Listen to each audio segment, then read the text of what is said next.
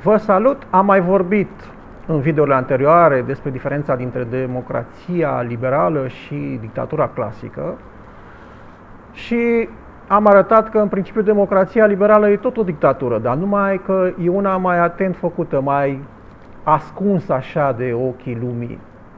În sensul că în dictatura clasică se folosește forța, armata sau instituțiile represive, poliția, justiția, toate cele care sunt acolo, într-o societate modernă, iar în democrațiile liberale, așa numitele democrații liberale, se folosește manipularea și dezinformarea și vă invit să citiți capitolul 2 din cartea mea, Manifestul Societății Automatiste, unde analizez în detaliu și dezinformarea și manipularea, așa cum eu n-am mai găsit până acum în sociologie sau în teoria societății în general, să zicem filozofia societății, cum vreți să o numiți.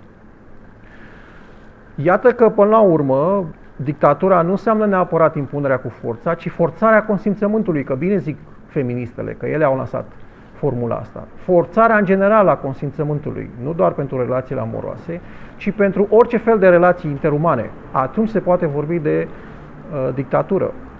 Chiar dacă una este mai ușor făcută în timpul democrației liberale și alta e mai dur făcută în timpul dictaturii clasice, nazistă, comunistă sau militară, care o fi ea. De ce?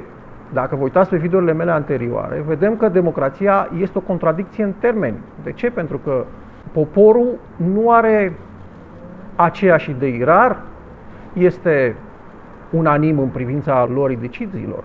Și prin urmare, mulți au spus treaba asta, mulți au afirmat că democrația riscă să devină o tiranie a majorității, o dictatură a majorității.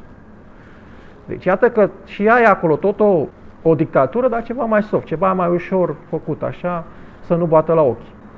Iată că acuzele pe care suporterii lui Călin Georgescu și ceilalți adversarii lui și aduc unii altora, pe de-o parte sunt îndreptățite, pentru că și unii și alții se acuză de dictatură. Călin Georgescu a declarat că vrea să facă armata obligatorie, ceea ce e un semn clar al dictaturii clasice, iar ceilalți au scos la iveală faptul că s-au anulat cumva alegerile.